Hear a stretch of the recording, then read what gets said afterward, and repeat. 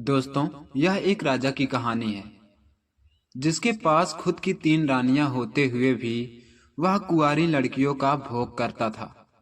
और जब भी राजा को कोई लड़की मना कर देती तो वह उस लड़की के साथ ऐसा कुछ करता कि सुनने मात्र से ही रोम रोम खड़े हो जाते हैं।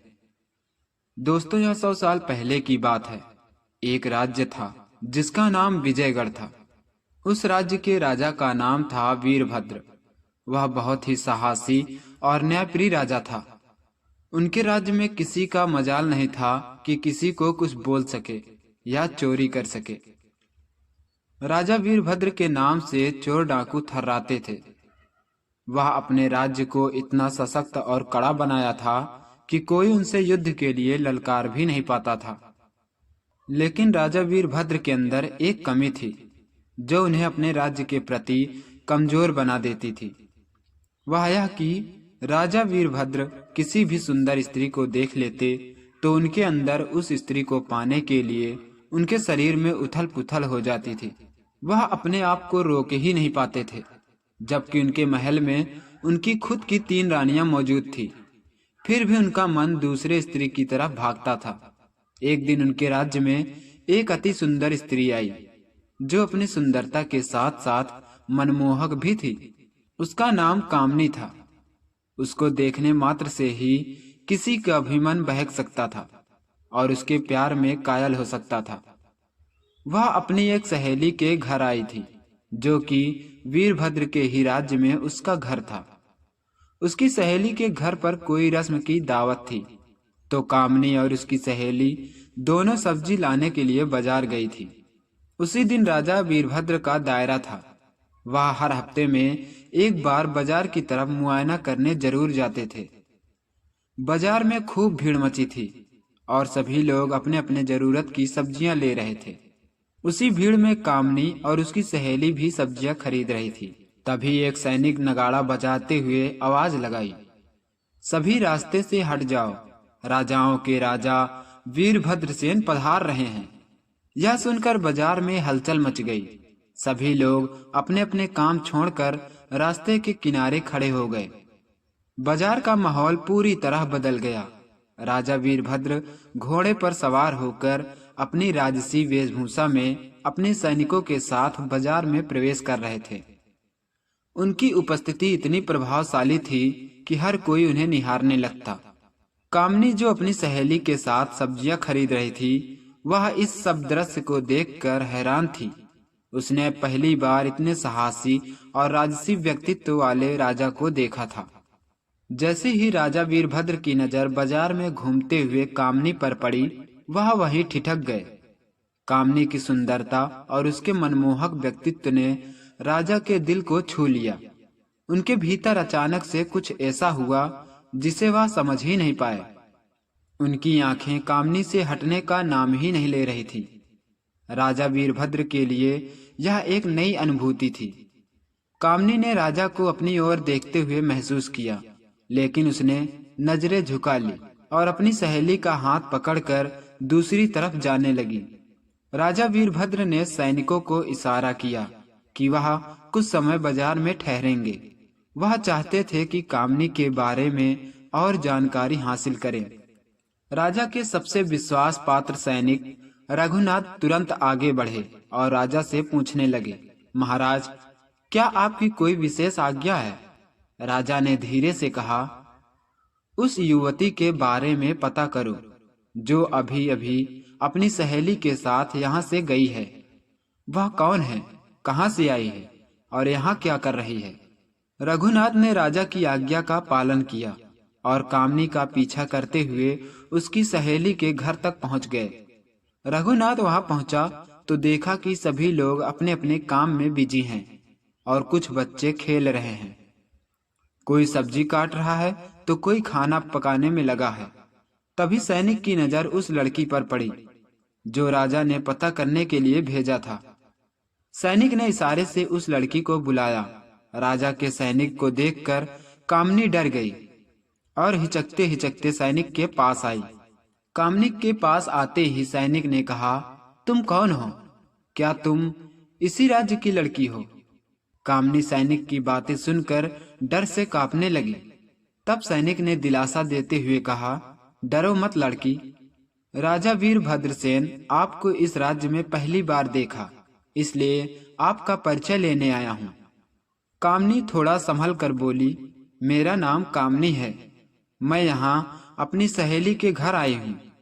मेरा घर इस राज्य से दूर एक छोटे से गांव में है। यहाँ मैं एक रस्म की दावत के लिए आई हूँ। सैनिक रघुनाथ ने कामनी की बात सुनी और उसकी मासूमियत को महसूस किया। वह जानता था कि राजा वीरभद्र उसकी सुंदरता से प्रभावित हो गए हैं और शायद उसे अपने महल बुलाना चाहते हैं। लेकिन रघुनाथ के मन में यह भी सवाल उठ रहा था कि राजा का यह निर्णय उसके राज्य और प्रजा के लिए क्या अर्थ रखेगा। रघुनाथ ने कामनी से कहा, तुम डरो मत, मैं राजा के निर्देश पर आया हूँ। राजा ने ही आपका परिचय लेने के लिए हमें भेजा था। यह कहकर रघुनाथ वापस लौट गया और राजा वीरभद्र को सारी जानकारी दी। राजा ने जब सुना कि कामनी राज्य से बाहर की है और कुछ ही दिनों के लिए आई है, तो वह बेचैन हो गए। उन्होंने तुरंत आदेश दिया कि एक विशेष दावत का आयोजन किया जाए, जिसमें कामनी और उसकी सहेली को भी आमंत्रित किया जाए। कुछ ही दिनों में महल में भव्य दावत की तैयारी शुरू हो गई। पूरा महल रोशनी से जगमगा रहा था। राजा ने यह सुनिश्चित किया कि कामनी को विशेष सम्मान दिया जाए। कामनी को जब यह निमंत्रण मिला तो वह असमंजस में पड़ गई। उसकी सहेली ने कहा, तुम्हें चलना चाहिए, राजा का निमंत्रण अस्वीकार करना ठीक नहीं होगा। कामनी अपने डर और संकोच को छिपाते हुए सहेली के साथ महल में गई। महल की भव्यता देखकर वह चकित रह गई। राजा ने उसे विशेष स्थान पर बिठाया और बड़ी विनम्रता से उसका स्वागत किया। राजा वीरभद्रसेन की नजर कामनी की तरफ ही जमी हुई थी। वह बार बार कामनी को देखते और कामनी को देखकर अपने शरीर में उठते खलबली को शांत करते। रात के आधे पहर बीतने के बाद राजा ने कामनी को महल के अंदर एक सुनसान जगह पर ले गया और कामनी को अपने शरीर के अंदर मच रही खलबली के बारे में बताया। कामनी एक गरीब घर की लड़की होने के कारण बहुत ज्यादा डर गई और कांपते हुए आवाज में कहा, हुजूर, मैंने आज तक ऐसा वैसा काम नहीं किया है, इसलिए मुझे बहुत डर लग रहा है और मैं अपनी शादी से पहले इस तरह के विचार अपने मन में नहीं ला सकती। कामनी की बातें सुनकर राजा क्रोधित हो गए और बोले, अगर मैं चाहूं तो अभी तुम्हारे साथ मन मर्जी कर सकता हूं, लेकिन मैं ऐसा नहीं करना चाहता, क्योंकि आप बहुत सुंदर और सुशील विचारधारा की लड़की हो। इसलिए मैं चाहता हूं कि इसमें तुम्हारी भी मर्जी हो। राजा ने उसे लालच देते हुए कहा, जरा सोचो कामनी, तुम एक गरीब घर की लड़की हो और तुम्हारे परिवार वाले किस हालत में होंगे, आपको अंदाजा होगा इसका। अगर तुम चाहो तो मैं तुम्हारा भाग्य बदल सकता हूँ और तुम्हारे परिवार की भी हालत सुधर सकता है। तुम्हें किसी भी चीज की कमी नहीं रहेगी, लेकिन इसके लिए तुम्हें हमारी हर बात माननी होगी। कामनी राजा की बातें सुनकर पहले तो हिचकिचाई, लेकिन वह अपने परिवार और राजा के क्रोध को सोचा। फिर मजबूर होकर राजा को हाँ कर देती है और अपने आप को राजा के हवाले कर दिया। राजा कामनी को पाते ही खुशी से झूम उठे और उसी रात अपने अंदर उठी खलबली को शांत किया। यहीं से धीरे धीरे राजा और कामनी के बीच का फासला मिट गया। राजा वीरभद्र का ध्यान पूरी तरह कामनी पर केंद्रित हो गया। वह दिन रात कामनी के साथ समय बिताने लगे। राजमहल की जिम्मेदारियां, राज की समस्याएं और प्रजा का हाल सब कुछ राजा के लिए महत्वहीन हो गया। कामनी की वजह से राजा ने दरबार लगाना बंद कर दिया। वह एक हफ्ते से महल के भीतर ही थे। महल में चर्चा होने लगी कि राजा वीरभद्र अब अपने कर्तव्यों को भूल गए हैं। राजा की तीनों रानियों ने महसूस किया कि कुछ तो गलत हो रहा है। सबसे बड़ी महारानी जयश्री, जो हमेशा राजा के फैसलों का समर्थन करती थी, वह अब असमंजस में थी। उन्होंने अपनी बहनों से कहा, हमारे महाराज कुछ दिनों से बदल गए हैं।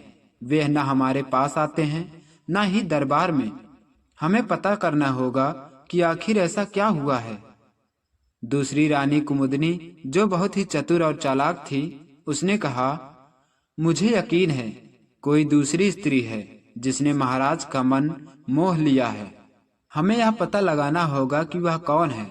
तीसरी और सबसे छोटी रानी सुमित्रा, जो भाविक स्वभाव की थी, वह बोली, अगर ऐसा है तो यह हमारे परिवार और राज्य के लिए खतरे की बात है। हमें महाराज से बात करनी चाहिए। तीनों रानियों ने महल में हो रही घटनाओं की छानबीन शुरू की। जल्द ही उन्हें पता चला कि एक नई स्त्री कामनी महल में है और राजा वीरभद्र का अधिकांश समय उसके साथ बीतता है। एक दिन जब राजा और कामनी महल के भीतर एक खास कक्ष में थे, तो बड़ी रानी जयश्री ने मौका पाकर कक्ष के बाहर पहरा दे रहे सैनिकों से पूछा, महाराज कहाँ हैं और यह स्त्री कौन है? सैनिक राजा के आदेश के कारण कुछ कहने से हिचकिचा रहे थे, लेकिन रानी के दबाव के कारण उन्होंने सब कुछ बता दिया। जयश्री ने अपनी बहनों को यह जानकारी दी और तीनों ने तय किया कि वे राजा से सीधे बात करेगी। उधर राजा वीरभद्र ने कामनी को महल की हर सुख सुविधा दी थी। उसे रानियों के बराबर सम्मान मिल रहा था। राजा का पूरा ध्यान कामनी पर था। कामनी भी धीरे धीरे राजा के करीब आती गई। वह जानती थी कि राजा उसके वश में है। एक रात राजा ने कामनी से कहा, मैं तुम्हारे बिना अब कुछ सोच भी नहीं सकता। तुम्हारे आने के बाद मेरी जिंदगी बदल गई है। तो कामनी ने धीमे स्वर में कहा, महाराज, आप इतने दयालु हैं, लेकिन क्या आपकी प्रजा भी इससे खुश है? राजा ने इस सवाल को नजरअंदाज कर दिया और कहा, मेरे लिए इस समय सिर्फ तुम महत्वपूर्ण हो, बाकी सब बाद में। राजा के इस व्यवहार से महल के मंत्री और अन्य अधिकारी भी चिंतित हो गए। राज्य में अव्यवस्था फैलने लगी। प्रजा को लगने लगा कि राजा अब उनकी परवाह नहीं करते। रानियों ने राजा से इस बारे में बात करने का फैसला किया। एक दिन जयश्री, कुमुदनी और सुमित्रा ने राजा वीरभद्र से कहा, महाराज, आपका यह व्यवहार न केवल हमारे परिवार बल्कि पूरे राज्य को नुकसान पहुंचा रहा है। आप एक राजा हैं और आपका कर्तव्य है कि अपनी प्रजा का सेवा करें। राजा ने गुस्से में कहा, मुझे किसी से सलाह लेने की जरूरत नहीं। मैं जो कर रहा हूँ वह मेरे लिए सही है। इसी बीच महल में कुछ षड्यंत्रकारी षड्यंत्र रचने लगे, क्योंकि उनको पता चल चुका था कि अब राजा को दबाना मुश्किल नहीं होगा। राजा के खास सैनिक, जो राजा के बहुत ही नजदीक रहता था, वह राजा को मारने के लिए योजना बनाने लगा। उसने चुपके से कामनी को भी अपनी तरफ रहने के लिए उसके कान भरने लगा। एक दिन उस सैनिक ने कामनी से कहा, मैं जानता हूँ कि राजा और तुम्हारे बीच क्या हो रहा है, और यह भी जानता हूँ कि तुम यहाँ किसके लिए हो। अगर तुम चाहो तो मैं तुम्हें इस राज्य की रानी बना सकता हूँ और इस राज्य के लोग तुम्हारी जय जयकार करेंगे। सैनिक की बातें सुनकर कामनी गुस्से में बोली, तुम्हारी हिम्मत कैसे हुई राजा के बारे में इस तरह बोलने की? मैं अभी तुम्हारी शिकायत राजा से करूंगी। इतना कहकर वह राजा के पास जाने लगी। तभी उस सैनिक ने कामनी को रोका और कहा, मैं जानता हूँ तुम्हारे पास इतनी समय, धन दौलत और ऐशो आराम की कमी नहीं है, लेकिन जरा तुम सोचो कि राजा की पहले से ही 3 बीबियां हैं और राजा भी अब बूढ़े हो चुके हैं। क्या तुम एक बूढ़े राजा के साथ अपनी जिंदगी बिताना चाहती हो? कामनी ने थोड़ी देर सोचा और कहा, ठीक है, मैं तुम्हारे साथ हूँ, लेकिन मेरी एक शर्त है।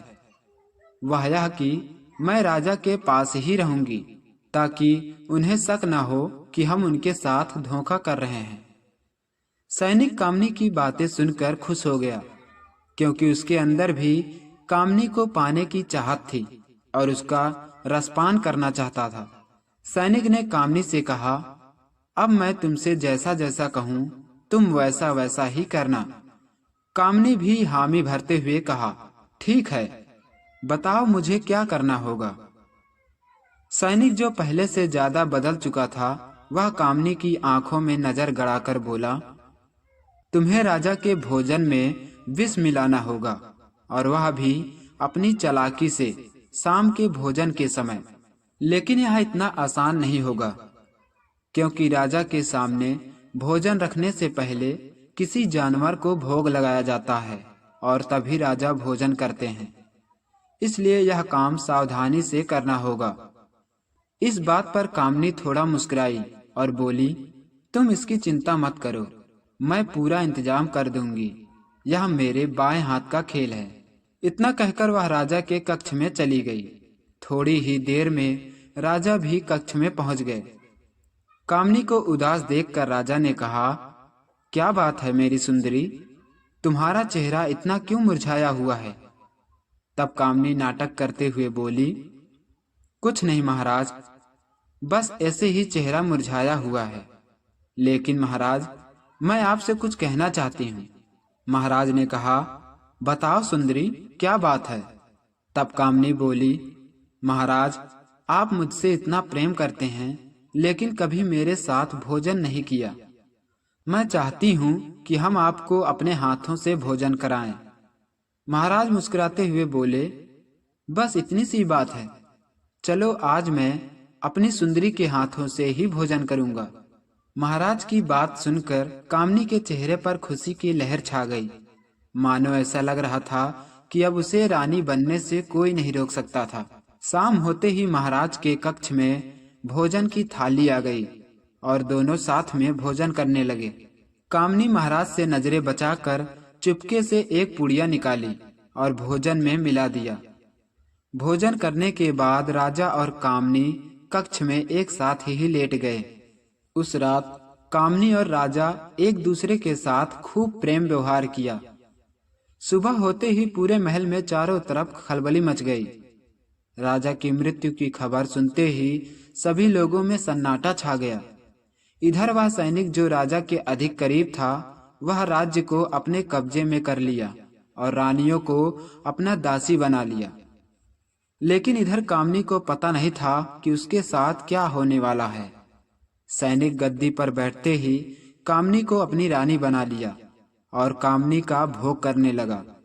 एक दिन कामनी और वह सैनिक आधी रात तक भोग करते रहे और जब कामनी सो गई तो सैनिक ने मौका पाते ही उसे भी मार दिया। अब राज्य में खुशी का माहौल खत्म हो चुका था। नए राजा ने राज्य के हर वस्तु पर कर को बढ़ा दिया था। दोस्तों, सत्ता का सही उपयोग तभी संभव है जब राजा अपने कर्तव्यों और जिम्मेदारियों को प्राथमिकता दे। एक सच्चे राजा का कर्तव्य अपने प्रजा के प्रति होता है, न कि अपने निजी स्वार्थों के लिए। इस कहानी से हमें यह सीखने को मिलता है कि चाहे इंसान कितना भी शक्तिशाली क्यों न हो, अगर वह अपने लालच और कमजोरियों पर काबू नहीं पा सका तो वह खुद के साथ साथ अपने आसपास की दुनिया को भी बर्बाद कर सकता है। राजा वीरभद्र की यह कहानी हमें चेतावनी देती है कि सही नेतृत्व केवल शक्ति से नहीं बल्कि चरित्र, विवेक और आत्मनियंत्रण से परिभाषित होता है। दोस्तों, हमारी कहानी कैसी लगी कमेंट बॉक्स में जरूर बताएं।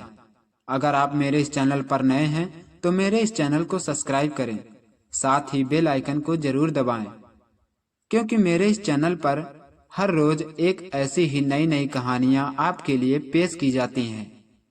मिलते हैं अगली वीडियो में एक नई और दिलचस्प कहानी के साथ। तब तक इस कहानी का आनंद लेते रहें और हमें कमेंट बॉक्स में जरूर बताएं कि आपकी कहानी कैसी लगी।